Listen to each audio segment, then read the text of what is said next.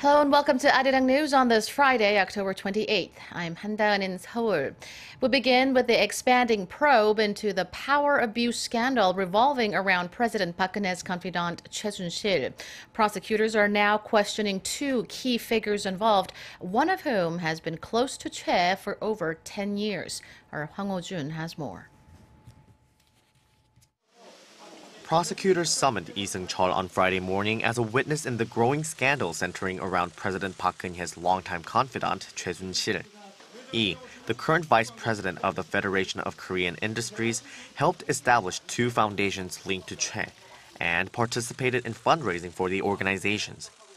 Choi is suspected of having used her connections to President Park to solicit a massive amount of corporate donations for the foundations in a short period of time and is also accused of having embezzled some of the funds.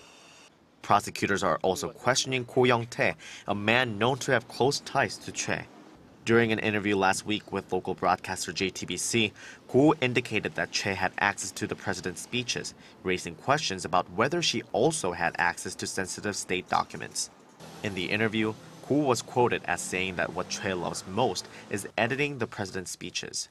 Ko was immediately taken for questioning upon his arrival in Seoul late Thursday after flying in from Bangkok. The prosecution says Ko flew back of his own free will and is being quizzed as a witness, not a suspect, based on his request. Ko is a former top-class fencer and the CEO of a handbag company. Meanwhile, the Ministry of Justice is seeking a way to bring Choi back to Korea from Germany. A ministry official said Friday that it is doing all it can, including exploring the option of suspending her passport. However, that's easier said than done. In order for an extradition request to be granted, a trial must be held on the allegations against the subject. Moreover, Choi's exact whereabouts in Germany are still unclear. Hwang Ho-jun, ARIRANG News. Korea's political parties have failed to agree on how to proceed with an independent investigation for the scandal as they advocate different approaches. The ruling Saenuri Party wants to use a special prosecution system established in 2014, which it says will result in a swift investigation.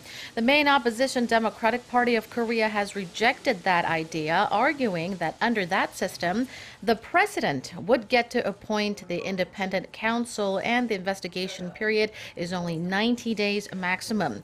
The party said that considering the gravity and particular nature of the matter, the case should not be investigated that way. Instead, it wants an independent counsel investigation governed by a separate law. The party also said it won't take part in the bipartisan negotiations unless the presidential office dismisses senior presidential secretary Woo Byung-woo and key government officials involved in the Choi case. The minor opposition People's Party has taken a more cautious approach but said it will never accept the Saenuri Party's chosen method, and the case should be investigated by an independent counsel appointed by the opposition bloc. South Korea's defense chief is urging the nation's military commanders to stay alert for North Korean provocations and ordered readiness around the country.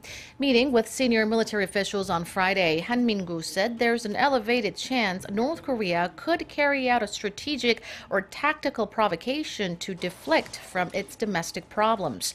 North Korea is still cleaning up after massive flooding as well as dealing with an ongoing economic crisis and more defections.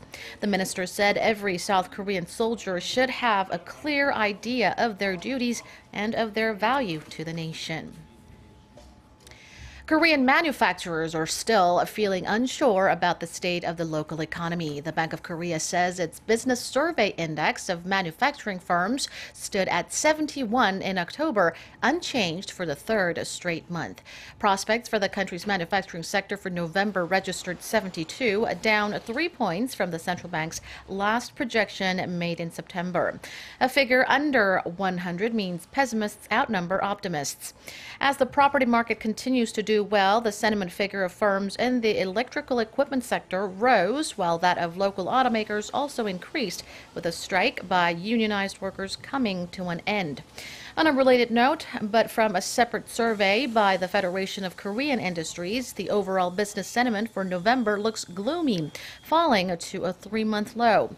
This, as an increasing number of local firms expect a slump in demand at home and abroad to continue.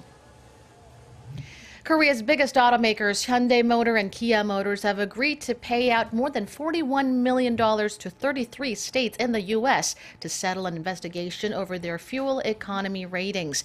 U.S. legal officials say Hyundai and Kia will settle the state consumer protection claims, but have not admitted to violating laws. The automakers restated mileage on more than 1.2 million vehicles in the United States in 2012 after the U.S. Environmental Protection Agency questioned their mileage figures. The companies paid some $300 million to the U.S. government in 2014 as penalties and reimbursed 75% of their customers. The settlement payment is expected to be made in December. And that does it for now. I'll be back with more headlines at 4 p.m. Korea time. Don't go away.